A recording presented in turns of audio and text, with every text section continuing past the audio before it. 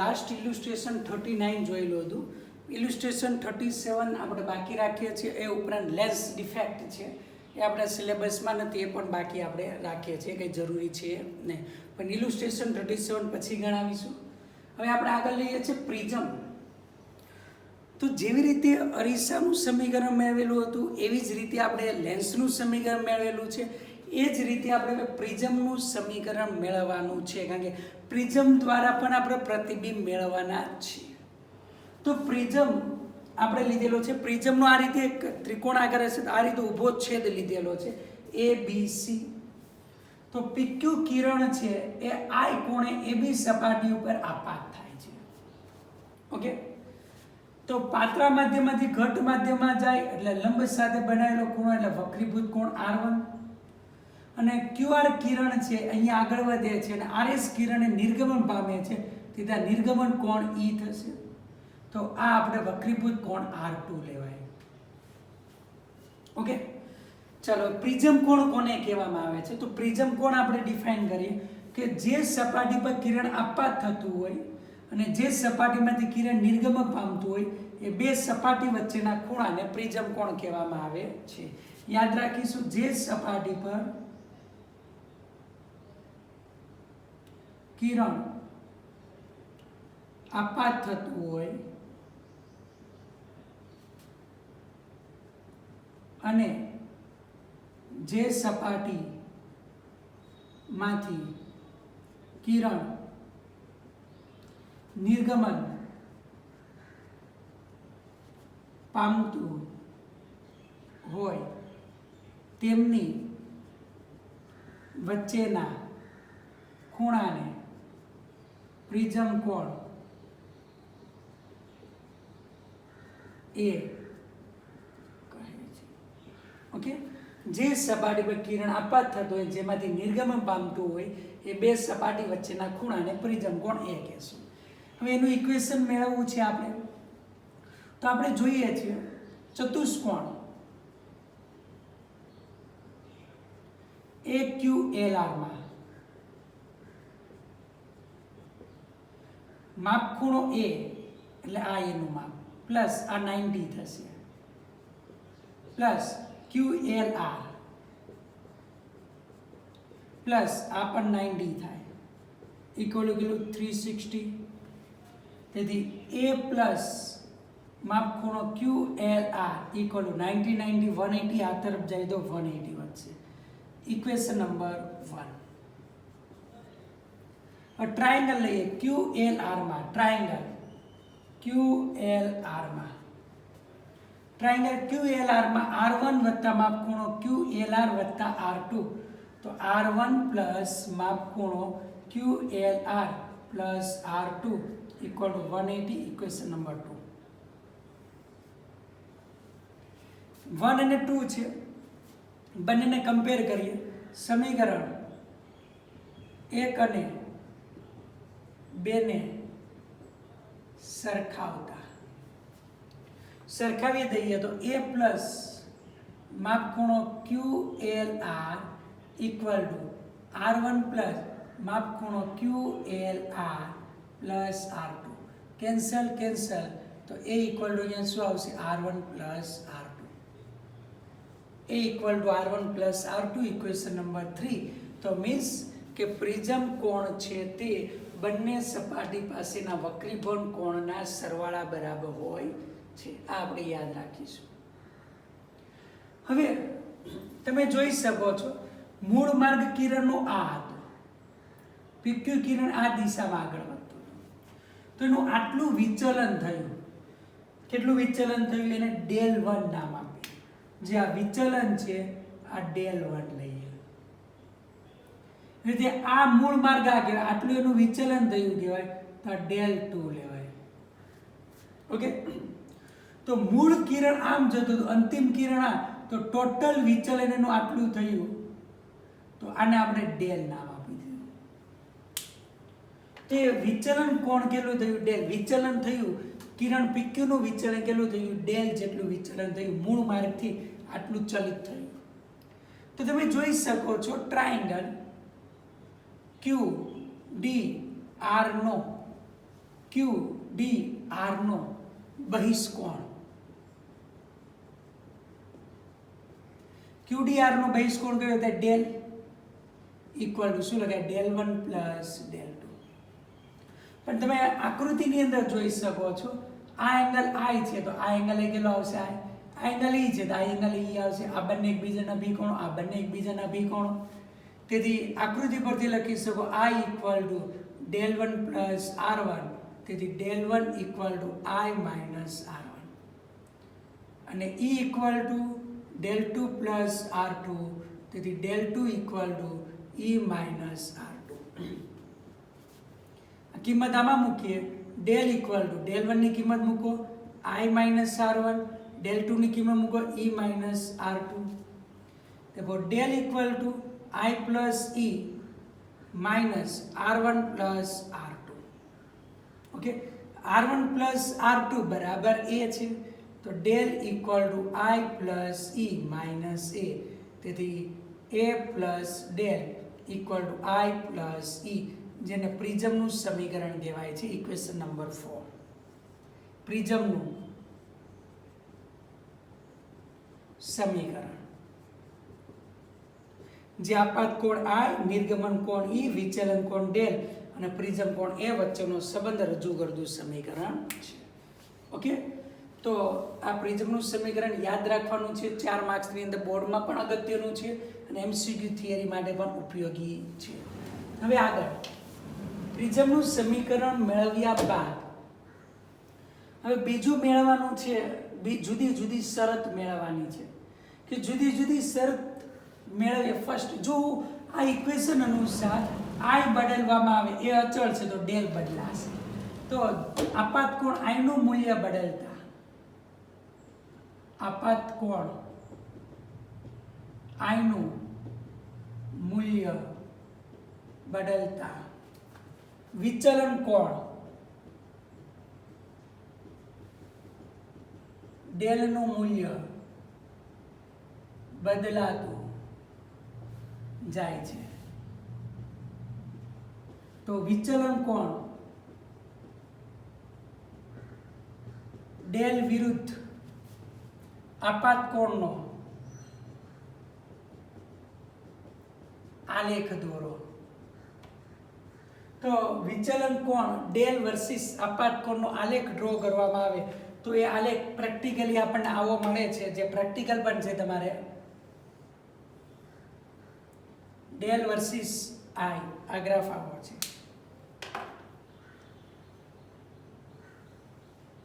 Okay, તો તમે જોઈ શકો છો કે અહીંયા del નું મૂલ્ય મિનિમમ મળશે, del મિનિમમ.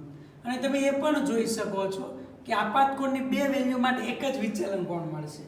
આપાત કોણની બે વેલ્યુ લઈએ I1 અને I2, I1 I2 વિચલન કોણ એક જ આપણને મળે છે. શા માટે? તો અહીંયા આપણે લખીએ કે આપાત કોણની બે જુદી જુદી કિંમત માટે આપાત કોણની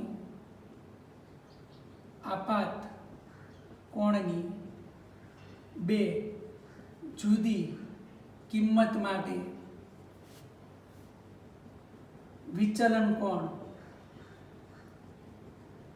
નું એક જ મૂલ્ય મળે છે. આપાત કોણની બે જુદી જુદી કિંમત માટે વિચલન કોણનું એક જ મૂલ્ય મળે છે. કયા ગુણધર્મને કારણે? કિરણોના પ્રતિવર્તિતાના ગુણધર્મને કારણે, પ્રતિવર્તિતાના ગુણધર્મને કારણે. અહીંયા તમે જોઈ શકો છો કે અહીંયા કોઈ આપાત કોણની કોઈ એક કિંમત માટે વિચલન કોણ મિનિમમ મળે છે, જે I બરાબર શું થશે? E થશે. તો તમે અહીંયા જોઈ શકો કે આપાત કોણના કોઈ એક મૂલ્ય માટે વિચલન કોણનું મૂલ્ય મિનિમમ મળે છે, તો ત્યાં આપાત કોણ અને નિર્ગમન કોણ કેવો થશે? સમાન થશે. આપાત કોણની કોઈ એક કિંમત માટે વિચલન કોણ કેવો મળે છે? મિનિમમ મળે છે. અને ત્યાં આપણને શું મળશે? I બરાબર E આપણને મળવાનું છે, જે લઘુત્તમ વિચલનની શરત છે. શાની શરત છે? લઘુત્તમ વિચલન એટલે મિનિમમની શરત આ થઈ. તો એ આપાત કોણનું મૂલ્ય આપણે લઈએ તો પ્રિઝમનું ઇક્વેશન છે આ a plus del equal to I plus C. આમાં I બરાબર E લઉં, ડેલ બરાબર ડેલ મિનિમમ લઉં તો a plus del minimum equal to I plus I. તેથી 2I થશે. देखो आपात कोण E equal to I equal A plus del minimum by 2 लघुत्तम विचलन वखते आपात कोण શું આવશે? લઘુત્તમ વિચલન વખતે લઘુત્તમ વિચલન વખતે આપાત કોણ. લઘુત્તમ વિચલન વખતે આ આપાત કોણનું મૂલ્ય છે. Okay, I equal to A plus del minimum by 2 આ આપણે લખી શકીએ છીએ. ઓકે, ચાલો તો લઘુત્તમ વિચલનની એક આ શરત થઈ, બરોબર. લઘુત્તમ વિચલન વખતે આપાત કોણ આપણને આ મળ્યો.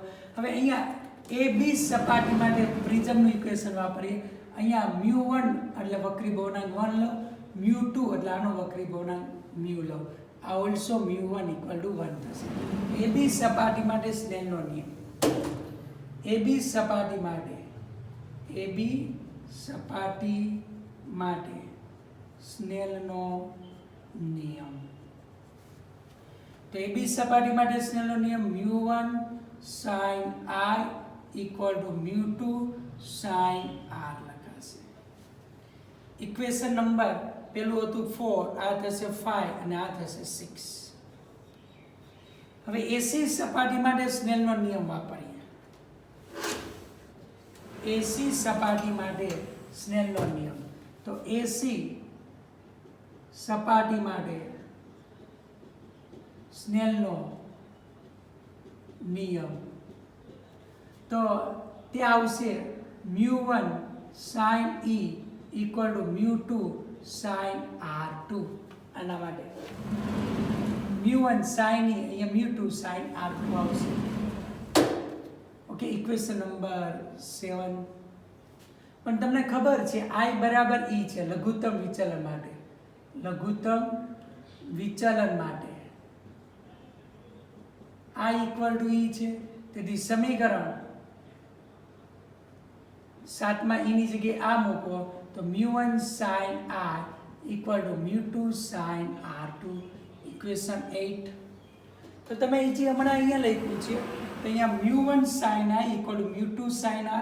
ઇક્વેશન 6 આ R1 છે અને આ μ1 sin I equal to μ2 sin R2. તો બંનેનો આ પદ સમાન છે. તો સમીકરણ 6 અને 8 પરથી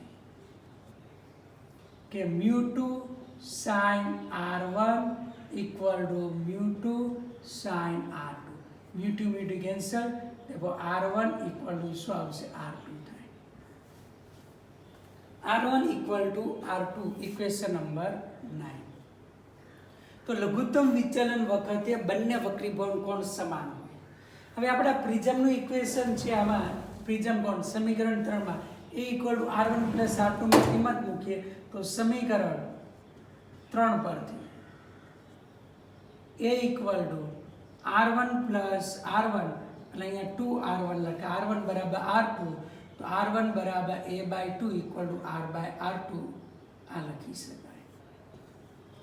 A બરાબર R1 વત્તા R2 તો અહીંયા કિંમત મૂકી દીધી R2 ની તો 2R1 થાય. R1 બરાબર A બાય 2 R1 બરાબર R2 છે તો બેની કિંમત સમાન આવે. પ્રિઝમ કોણ કરતા કેવું આપણને અડધું મળવાનું છે. ઓકે, તો આ યાદ રાખવાનું છે. ચાલો ત્યાર પછી તો ફરી પાછું લઘુત્તમ વિચલન વખતે આપાત કોણનું મૂલ્ય આપણે અહીંયા મેળવેલું છે I બરાબર A plus del minimum by 2. Okay, તો લઘુત્તમ વિચલન વખતે પ્રિઝમના દ્રવ્યનો વક્રીભવનાંક શોધવાનો છે. તો બધા સૂત્ર છે એ આપણે યાદ રાખવાના છે. એટલું જે ટોટલી સૂત્ર આપણે યાદ રાખીશું. ઓકે,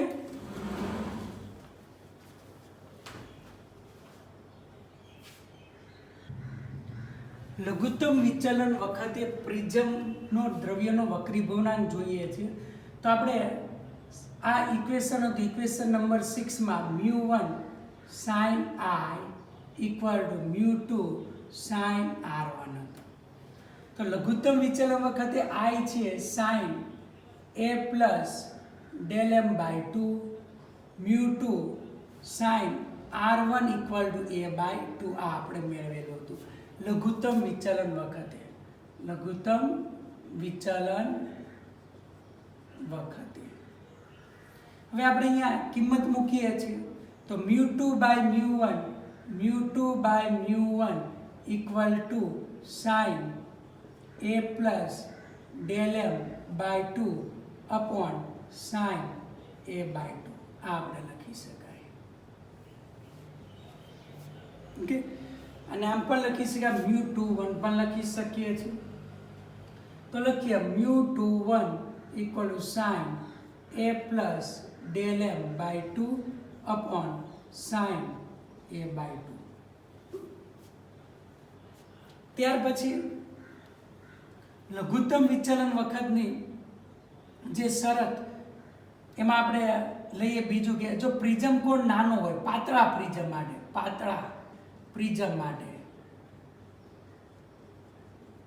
પ્રિઝમ કોણ એ કેવો હોય નાનો હોય તેથી sin A plus del m by 2 near about A plus del m by 2 થાય and sin A by 2 near about A by 2 થશે. આ કિંમત આ બેની અહીંયા મૂકી દઈએ તો μ21 ઇક્વલ ટુ અહીંયા આપણી પાસે આવશે A plus del m by 2 upon A by 2 2 cancel તેથી A plus del m by A આ આપણે લખી શકો છો. હવે અહીંયા A into μ21 equal to A plus del m તેથી ડેલ m ઇક્વલ ટુ આને આ બાજુ લઈ જઈએ તો A μ21 માઇનસ 1. તો પાતળા પ્રિઝમ માટે વિચલન કોણનું મૂળ સૂત્ર આપણને મળે છે. ઓકે, થિન પ્રિઝમ માટે આપણે લખી શકીએ. બીજું અહીંયા એ પણ યાદ રાખવાનું છે લઘુત્તમ વિચલનની શરત કઈ કઈ છે. તો આપણે લઈએ લઘુત્તમ વિચલનની શરત. લઘુત્તમ વિચલનની શરત તો લઘુત્તમ વિચલનની શરતની અંદર ફર્સ્ટ લઈએ તો આપાત કોણ બરાબર નિર્ગમન કોણ I ઇક્વલ ટુ E.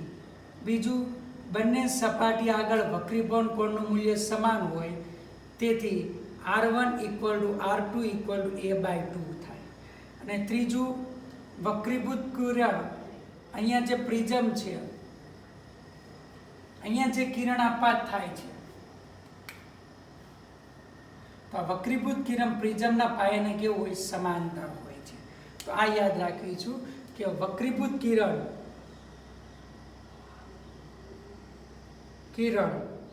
પ્રિઝમના પાયાને